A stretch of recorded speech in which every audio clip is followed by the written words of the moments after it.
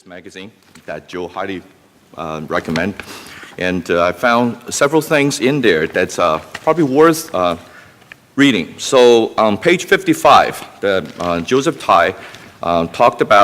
White talked about wearables. And he said that for developers of wearables, a few key areas to pay attention to are connectivity, the cloud, security, design, and design for manufacturing. I certainly would not disagree. But if you flip to page 28, then a somewhat more interesting remarks is that the current academic and industrial activities in the IoT are focused on architecture and protocols for efficient interconnections of heterogeneous things and creation of value-added services. That's certainly a mouthful. But the success of the IoT strongly depends on the adaptation of IoT products and services by consumers. So it's in the spirit of the second passage that I'd like to offer a different view of the world of Internet of Things. And I'd like to take you down a different path, looking at it from the market and industry perspective. So hopefully you will learn from that, and we can have a pretty interesting and candid discussion. So bear with me for a while, and let's look at the industrial and the marketing world for a little bit. So if you look at this chart, well, one of the things that when you read about any kind of marketing or industry analysis, one of the things you all have to keep in mind is that the numbers are probably off by 50%. But it's not that bad. As long as it's not off by 100%, that's not that bad. But if you look at what's going on in the world, we're probably right at the cusp of taking off right now. So it's estimated that this year we're going to see about 14 billion devices connected in the world.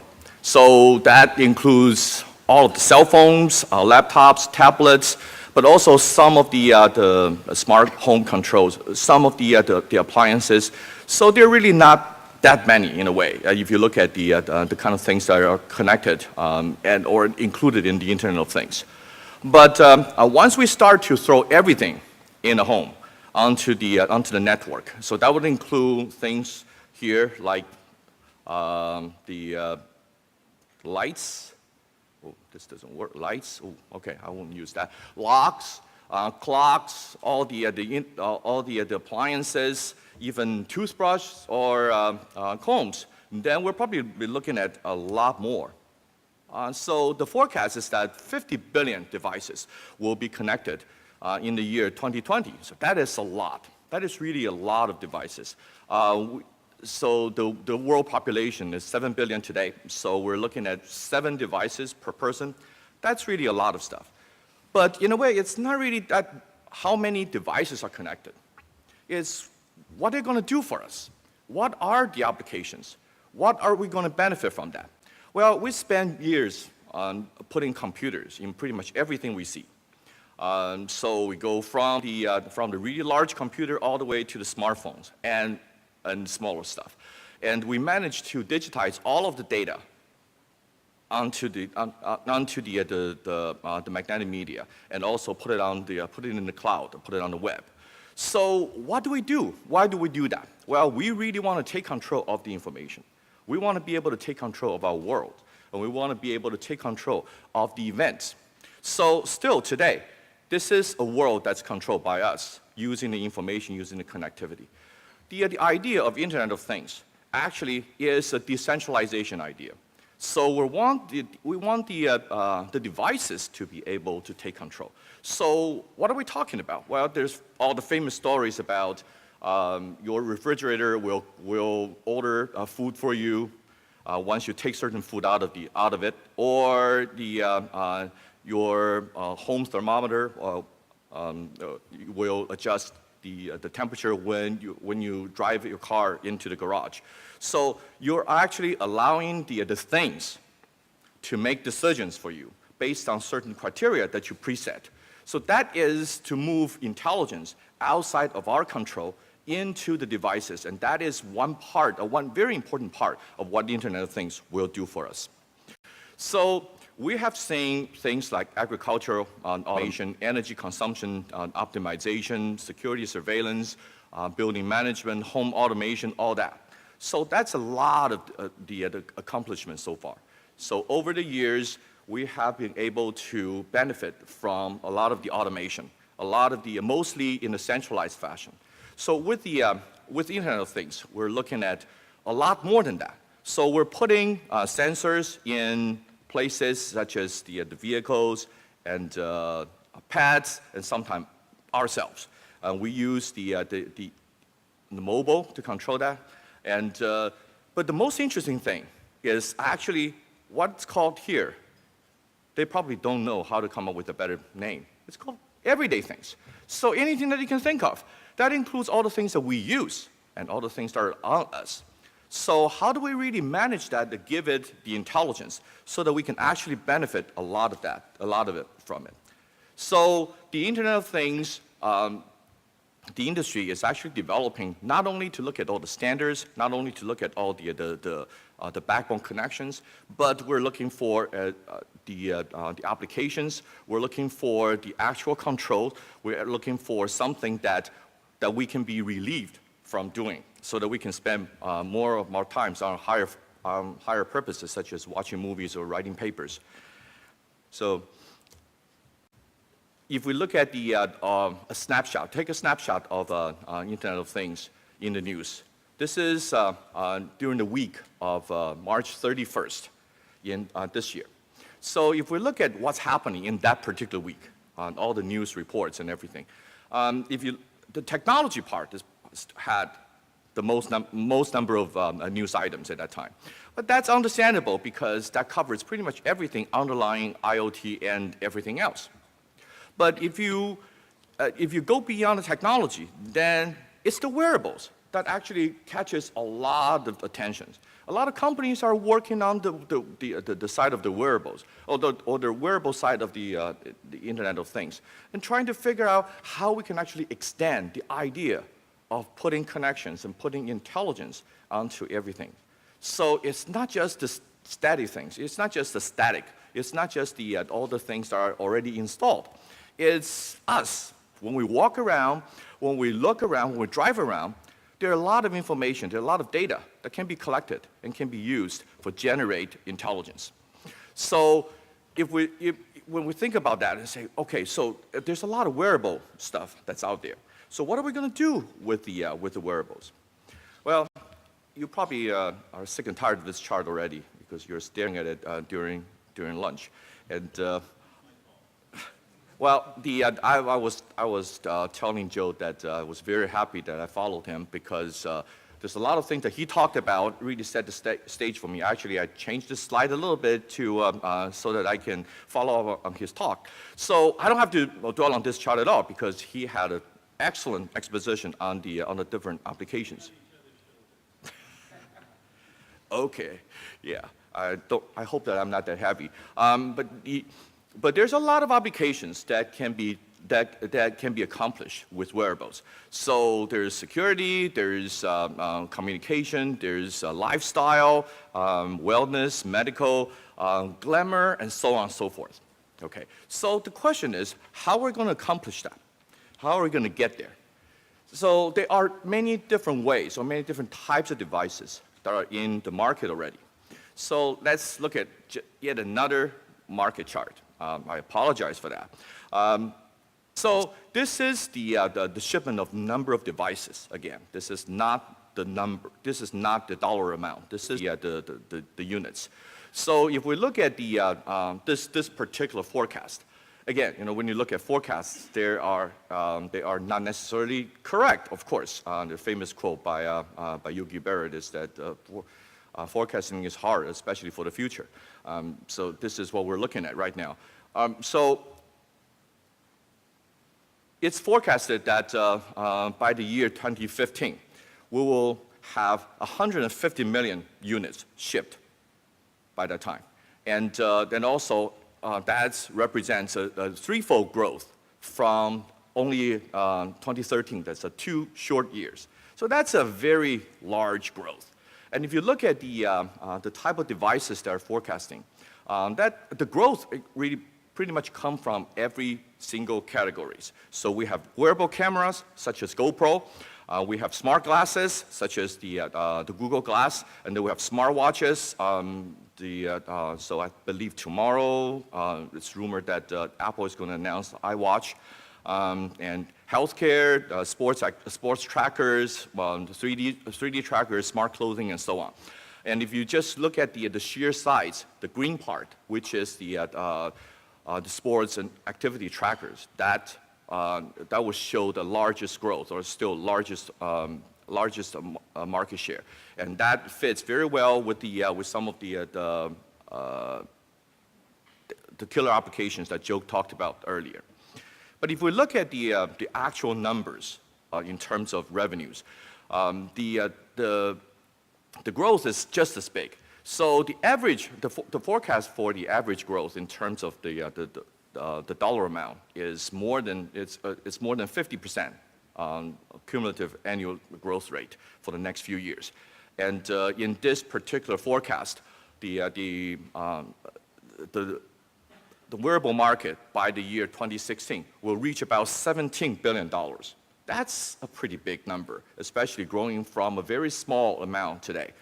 And if you actually take do a quick calculation of these two charts, of course, that actually, it's not really very valid to do so, but it's always interesting to use the different views or different forecasts to do some quick calculations. So if you take 150 million devices and $17 billion right here, you're probably looking at around about $100 per device. Of course, that's off by a year, and the forecast can be off, but $100 per device is probably a good sweet spot for a wearable device. If it's too expensive, it's probably not going to be selling a lot more. If it's too cheap, the developers and the companies probably not going to be able to recoup all the cost. So that's roughly what people are looking at right now, on $100, roughly $100 device. So what are the wearables? So the wearables, when wearables start to develop, then there are all of those scenarios, the wearable cameras, sports tracking, and everything. And everybody's talking about them. So it's really interesting also to triangulate the forecasts with this tool developed by Gartner Group. Gartner Group used this called hype cycle view. So basically, it puts all of the different technologies that people are talking about on this interesting curve. So if you look at what's going on in the world of wearables, it's right here, the wearable user interface. Hey, for the last 2 years, but it's also very interesting that the same view lasted 2 years. For the last 2 years, wearable user interface has been at the peak of the inflated expectations. Well, that actually doesn't sound that good when they say inflated expectations. It means several things, actually. Number one, people are really excited about this. People in the market are really excited about this. Number two, if you actually look at some of the technologies that became mature after a few years, then those technologies actually have a very large impact on the way that we use different things. So if you look at the last two, on this chart, the last two technologies, predictive analysis and the speech recognition, they were both at the peak of the inflated expectations a few years ago, especially predictive analysis. And think of how much difference the big data and analytics, all that kind of things are making a difference in the business world right now. So we're really looking at the wearables that's probably going to be able to do the same thing. The other implications of this chart, when the wearable is located at the peak of inflated expectation, is that we're probably going to be looking at some very different forms of wearables when it actually becomes mature. Because the kind of things that will exist or will dominate in a few years when this whole thing is said and done, it's probably not going to be the things that are available right now. Whatever formats and applications that are creating all the expectations may not be those things that actually get accepted and get used and get adopted all over the world. So let's look at what we might be able to expect from the wearable devices. Well, wearable is certainly not new. Well, we have wearables for a long time. So in the 16th centuries, we have all the pocket watches. And after a few hundred years, pretty much everybody has a wristwatch on their wrists. With the advent of digital technology, then we've seen digital watches, we've seen wearable calculators, we've seen smartwatches, the wristband that tracks our activities, and so on and so forth. And the interesting thing, if you look at this, is that in 400 years, then we move from the pocket watch to wristwatch.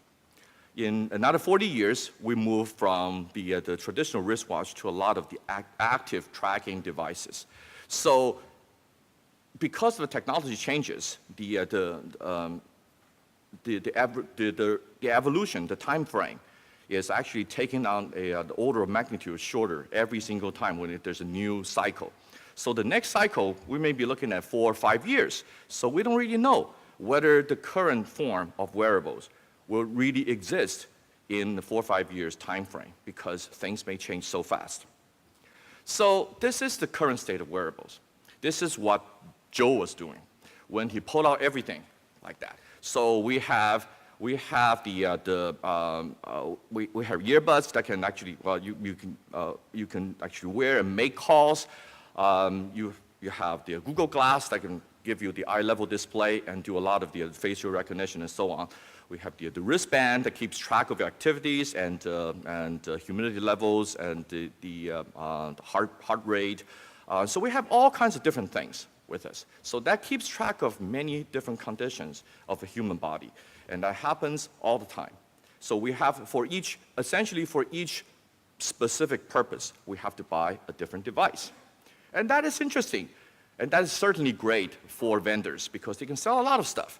And that's probably very useful for some people because some people are just gadget lovers. They can carry a lot of stuff all the time and they will enjoy it. So that's great. That's current. But the question is that really what people want? Well, that is a very hard question to answer until we actually do some studying. And there are some studying that asking people point blank, what type of things, what type of technologies, or where do you want to really embed your technologies if you have to wear them? And the result was pretty surprising because there were actually more people are willing to have the technologies clipped or embedded on their clothing than on their arms, on their wrists, or on their necks and everywhere else. Why is it interesting? Because everywhere else the technology has existed. So people have tried out, or at least people have looked at the wristbands. Everybody has seen the story about Google Glass. And many people have tried out the chest bands and so on. But very, very few people have ever tested smart clothing or having technologies to be embedded on clothes. So they actually prefer something that they've never seen to something that's already exists in the market. So why is that? Why people prefer smart clothing to everywhere else, to everything else? So let's dig a little deeper. This is a report published by Deloitte Consulting this year on tech trends. So they were talking about the design principles of wearables. So there are several.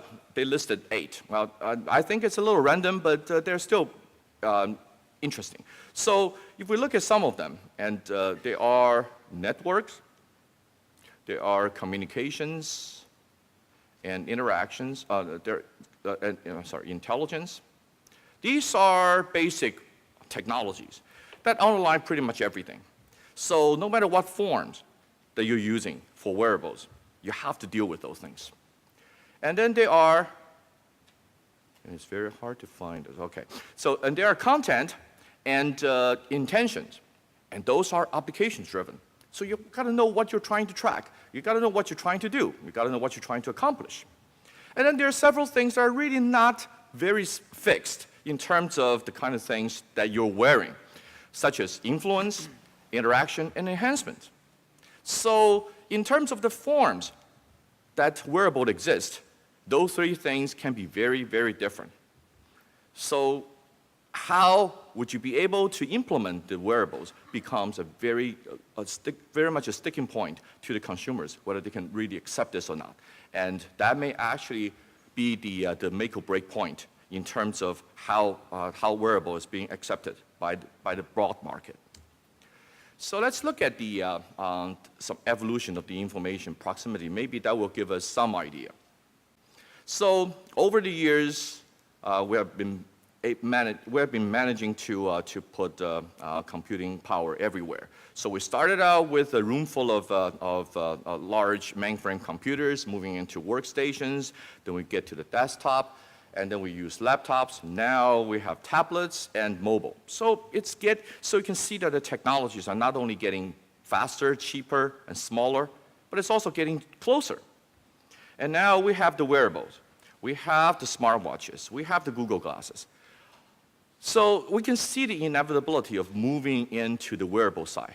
But we also see that probably those are not the ultimate form because they are close. But in terms of proximity, they may be close. But in terms of how intimate they are, whether they are something that we've been using or something that's obtrusive, something that's I wouldn't say invasive, but something that's actually added on to us, then those are quite different.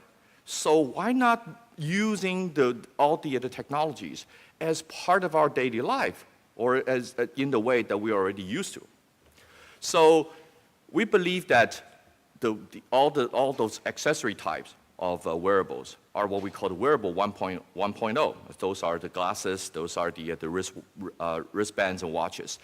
The smart clothing may be the wearable 2.0 and may be the ultimate form of wearable in the evolution of the information proximity.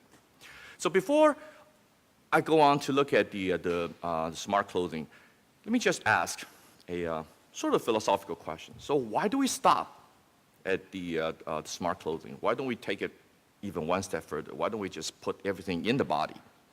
Well, we already have the swallowable cameras on the pill that you can take, and it will monitor for example, your digestion, and also they're active pills that you can take to monitor how the ingredients are being absorbed and being circulated.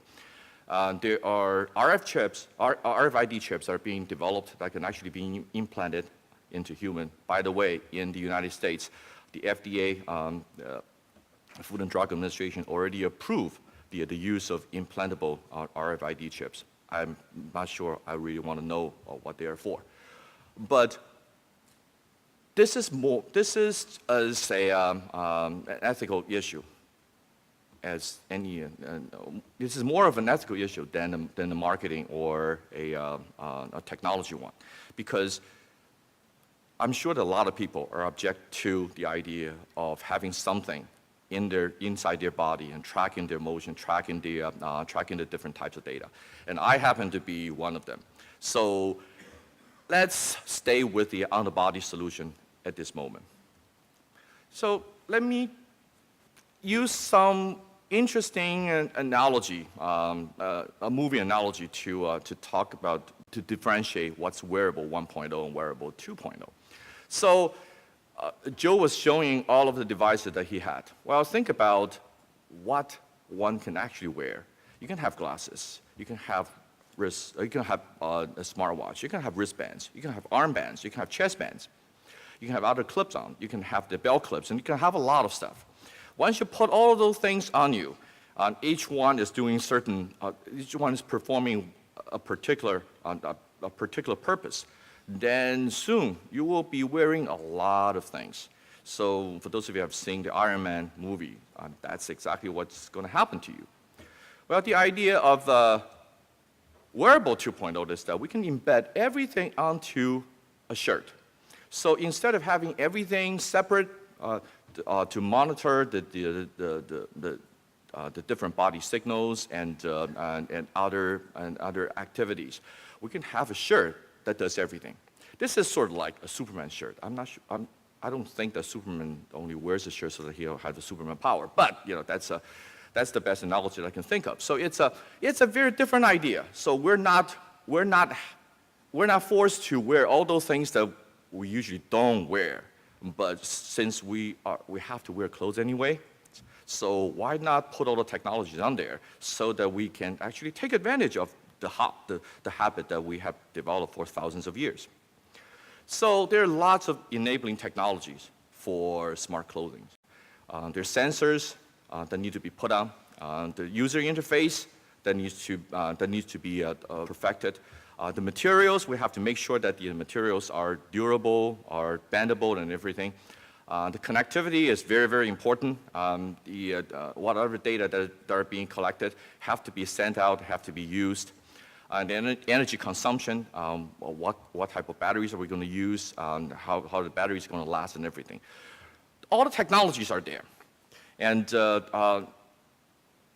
many of the different types of technology are being implemented in different areas, in different types of wearables already.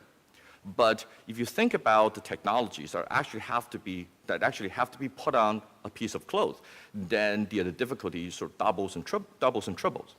Because now you have to think about, gee, what kind of sensor do I want to put on? Because it's not just a regular sensor you can put on. It has to be durable.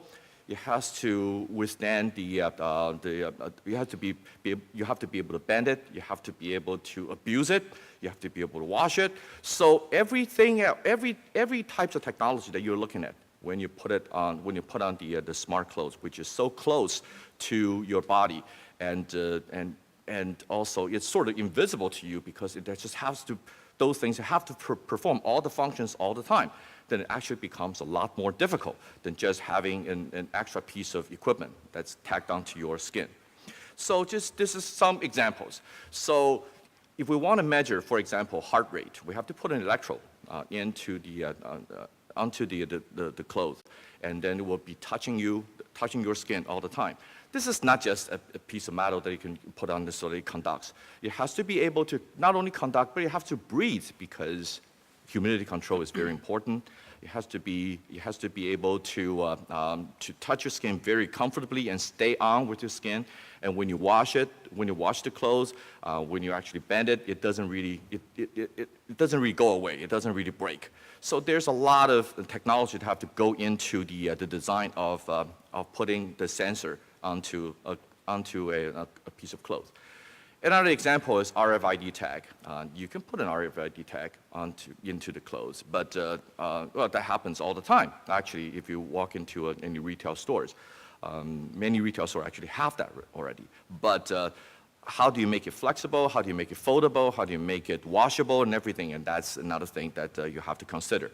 So smart clothing has a lot to do with not only the technology standards, not only the existing technologies, not only how to fit the technology onto the clothes, but also how to adapt the technology into the environment that's actually prone to a lot of abuse.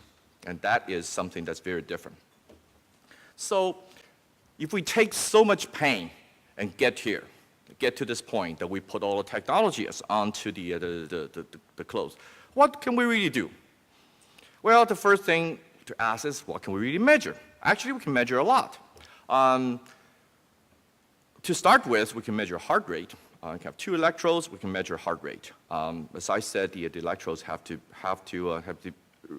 have special treatment in order to so that they will be able to stay on your skin and take your heartbeat, take your pulse all the time. You can measure the respiration rate. You can measure the EEG, and you can perform EEG and ECG function. You can measure the humidity and sweat, but also using some calculation, you can actually measure or estimate some secondary measurements such as stress level, body fats, and so on. So there's actually a lot of things that you can measure with a piece of cloth. But I also have to emphasize that this is only the starting point. This is the technologies that we're starting with. We may be able to do a lot more in the future, and they all depend on the applications. It's not technology-driven. It's really applications-driven. At the end of the day, whether we can accept a particular wearable or a smart clothing like this is whether we have the right applications and whether people can actually accept it or not. So if we look at the smart clothing, this is really a real estate, a piece of real estate. This is really a development platform. So once we have something that's reliable, that can be comfortably worn, and that can stay on your body all the time, you can add on a lot of different technologies, and you can perform a lot of different functions, and you can accomplish a lot of the different purposes and do a lot of, perform a lot of applications. So smart clothing is an interface because it collects a lot of data. But collecting data is quite useless until you actually can send out the data, store it, retrieve it, analyze it, and provide certain results. So whether this result can be an inferential result so that you will know what's happening in for this particular person, or it can be prescriptive result. Okay, so when I see this, then I know that this person should be doing something else. So the idea of having the smart clothes measuring a lot of the body signals to be able to send out to to your smartphone, to a service provider, to the cloud, is that certain applications can be provided. So there are many examples of that that actually exist today. So if you think about professional athletes training, our companies are actually developing some very sophisticated training models and training rooms. So the athletes, the professional athletes, will actually wear chest bands and arm bands to keep track of their body signals and the respirations, and to make sure that they are actually working out at the highest level. And then there are actually cameras that are monitoring their positions, trying to analyze the different movements and so on.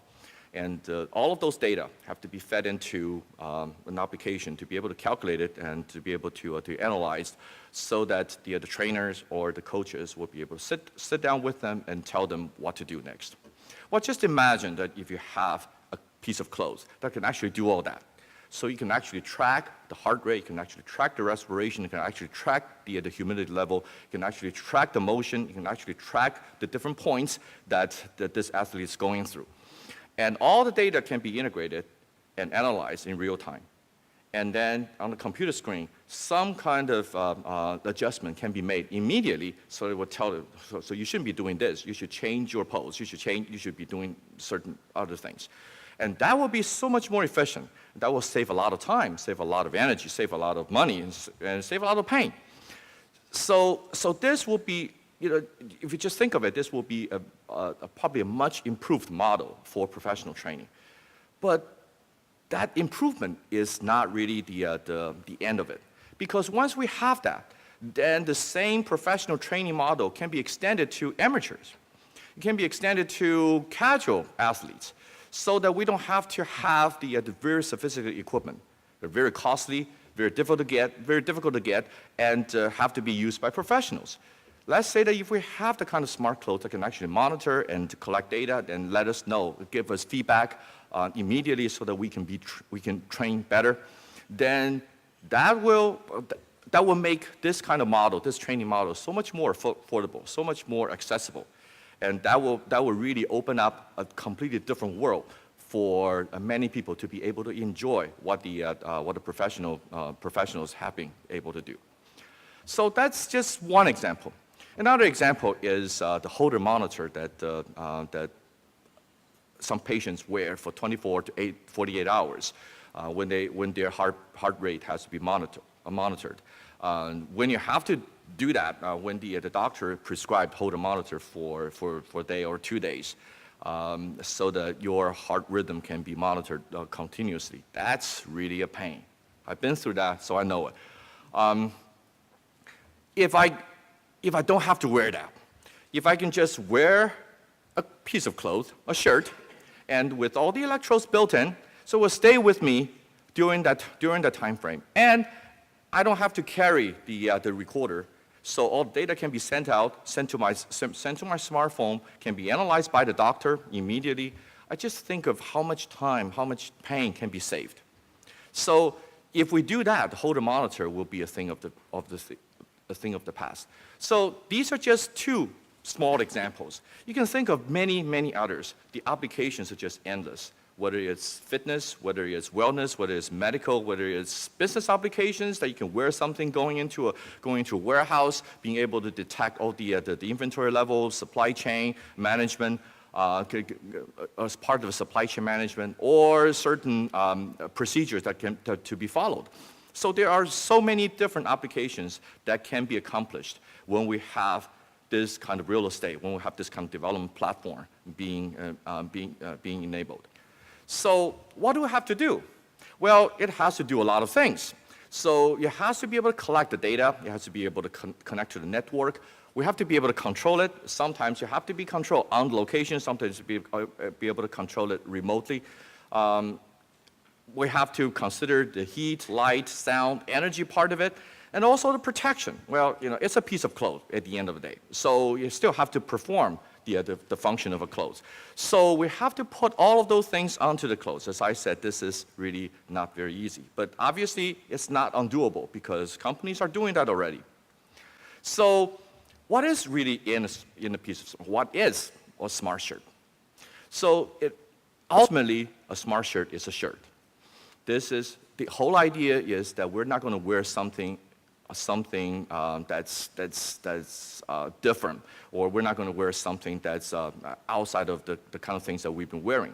We want something that's comfortable to wear. We want something that can actually work as a traditional clothes. So we want to wash it.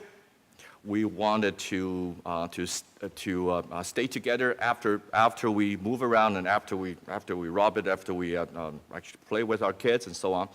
It has to be durable, and it has to be affordable so that people can actually buy it. And it has to be fashionable enough so that people are willing to wear it. So ultimately, we have to put everything together to make it something that's different from the idea of wearables. So in a way, we're not really trying to create a new piece of technology. What we're trying to do is to really revolutionize the things that we've been wearing for thousands of years, which is a piece of clothes. If we can accomplish that, that will be the dream shirt. That not only protects us, that not only makes us look good, but also it can actually generate a lot of data, help us make decisions, help us be healthier, help us to be able to be more active and everything. So this is, we believe that this is probably the next stage and how the wearables will be implemented. And we believe that this will be one of the most important part of the world of Internet of Things. So hopefully I give you some idea of from a market perspective, from the industry perspective, what some kind of technology expectation on the development. At this moment, I will welcome any comments or questions, and if you'd like to contact me, that's my email address on the screen, and I thank you for your attention. Hi. Two Yes, questions or comments. First of all, we complain a lot about the dichotomy of the Android versus the iOS. Here we have an infinite number of systems that don't talk to each other, okay? And that actually can make or break a lot of the advances that we can make by producing this hardware. I come home, so the light switch that turned on automatically does not talk to the Nest thermostat or stuff like that. So we need to have some standards, and not every company would produce stuff and that doesn't talk to the other one. Okay, so that's a very big difficulty. Absolutely. What do you think about that? Yes. And my second point is that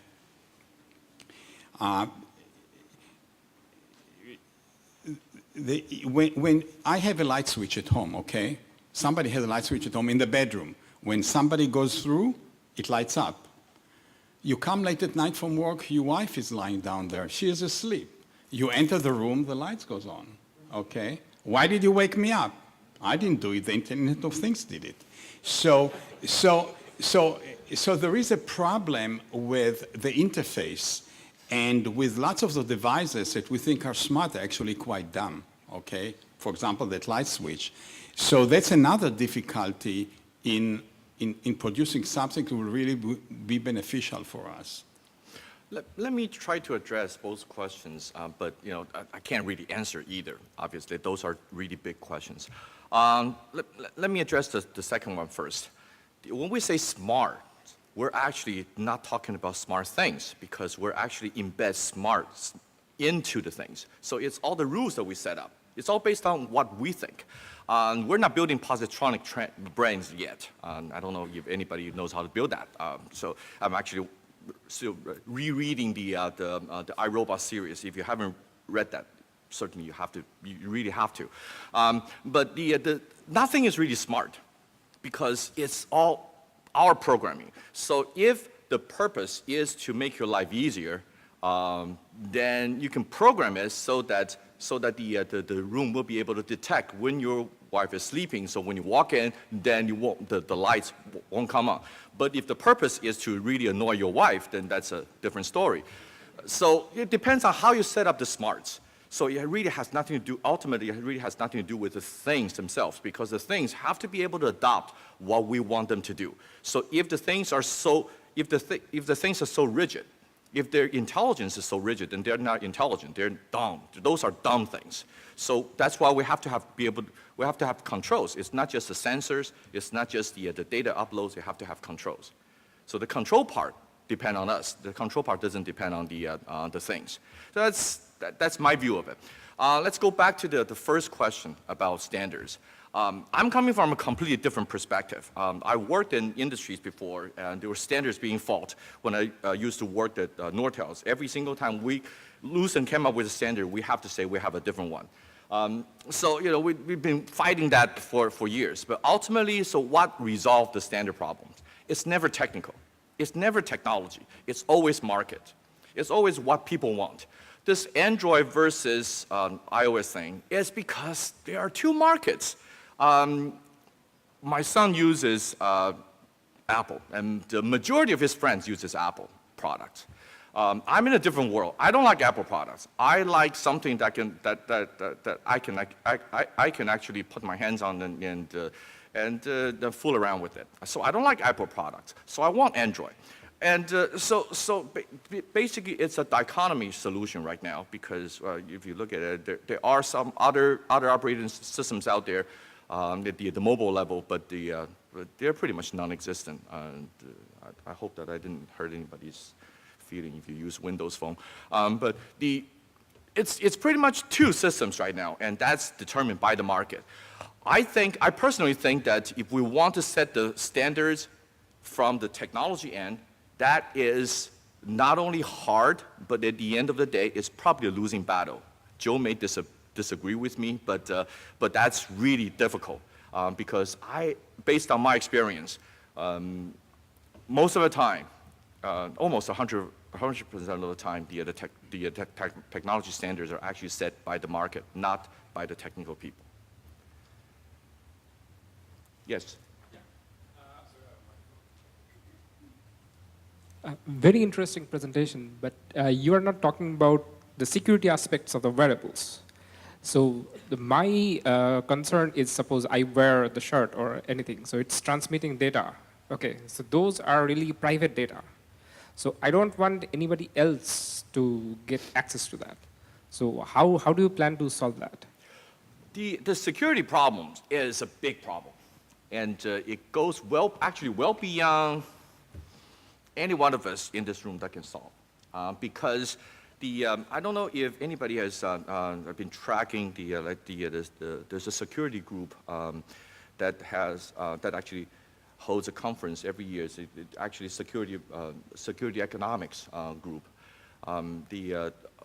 One of the leaders in that group, Ross Anderson, Cambridge University, he wrote a very famous story, a famous paper about how why security problem is not solvable, because there's so many vulnerabilities everywhere, and in order for us to defend everywhere, then we have to spread our resources. But for the hackers, for somebody who want to break in, then all they have to do is to focus all of their resources on only one point. So if you compare the amount of resources on the defender side versus the hacking side, there's just no comparison. So ultimately, it's a cat and mouse game.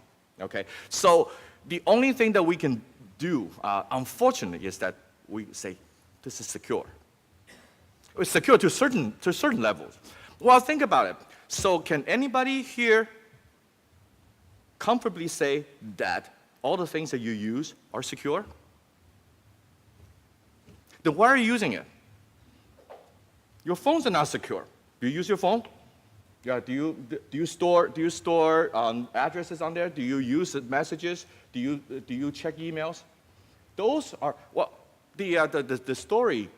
2 weeks ago, there was a story about this academic group that actually hacked into the Gmail on Android, and they had a 90% success rate, and there was a big security hole on Android. So this doesn't mean that Android is not safe. This only means that we only discovered this because there are probably 1,000 other security holes out there. I'm not trying to say that the smart shirts are more secure or less secure than anything else, but I think this is a much bigger problem than any device can solve, because this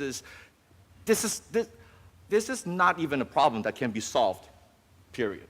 So it's going to be a continuous resolution between the vendors and the other side who try to attack. Yes. There's a question over there?